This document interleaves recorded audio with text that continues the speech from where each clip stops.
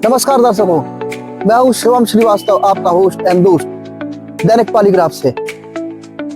अब एक साल बाद 2026 में आपके पंचायती चुनाव है, उसके बाद 2027 में विधानसभा चुनाव है। चुनाव भले ही दूर हो, लेकिन राजनीतिक गलियारों में, पार्टियों में उठापटक, गुटबंदी, मोर्चेबाजी अभी से शुरू हो चुकी है।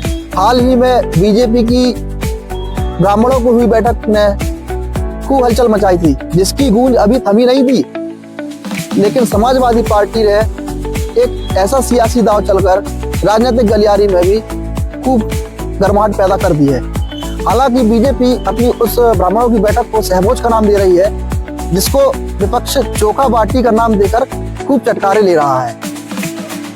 जहां सत्ता में सरकार भाजपा की है और एक तरफ विपक्ष बैठा हुआ है, दोनों एक दूसरे पे कटाक्ष बयानबाजी में लगे हुए हैं। तो हमारे साथ उत्तर प्रदेश राज्य हज समिति के पूर्व सदस्य, दर्जा प्राप्त राज्य मंत्री हाजी हाफिज जावेद जी उपस्थित हैं। हाजी जी नमस्कार।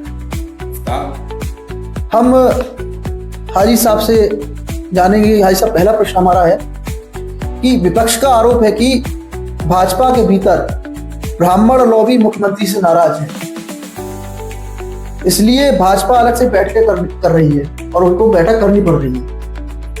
क्या जो सहभोज हुआ था, यह क्या वाकई में मेल मिलाप था या फिर पार्टी डैमेज कंट्रोल की कोशिश? देखिए, सबसे पहले तो आपका स्वागत है आपके चैनल का, जो आप हमारे पास आए। आपके चैनल के माध्यम से हम ये बात कहना चाहेंगे कि भाजपा भोज संस्कार संवाद का एक हिस्सा है, डैमेज कंट्रोल का नहीं।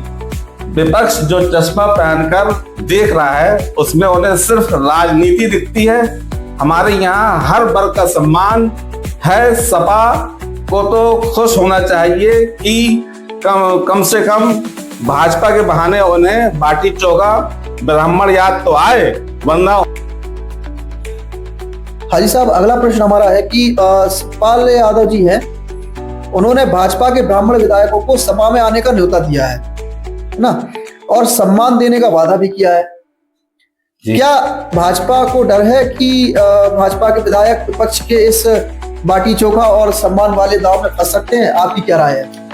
देखिए, सतपाल जी को अपनी पार्टी की फिक्र करनी चाहिए। जिनके खुद के घर के बर्तन आपस में टकरा रहे हों, वो भाजपा के अनुशासित विधायकों को कैसे तोड़ सकते हैं? हमारी पार्टी का हर कार्यकर्ता, हर विधायक विचारधारा से जुड़ा है, अवसरवाद से नहीं। लिहाजा सपा का इतिहास रहा है कि चुनाव से पहले तो वो वोट लेने के लिए आदमी के पैर पकड़ते हैं, माँ बहनों के हाथ पैर जोड़ते हैं, और चुनाव के बाद में वो उसी हाथों से गला दबाने का काम करते हैं। अच्छा। सपा के बाटी चोखा वाले सामाजिक समरसता के खेल का जवाब भाजपा के पास क्या है? दूसरा, धरातल पर सपा हर वर्ग के साथ भोज कर रही है। क्या भाजपा का आत्मविश्वास केवल बयानों तक सीमित है या जमीन पर भी कोई पकड़ मजबूत है? देखिए, सपा को मुंगेरी लाल के हसीन सपने देखने का पूरा हक है।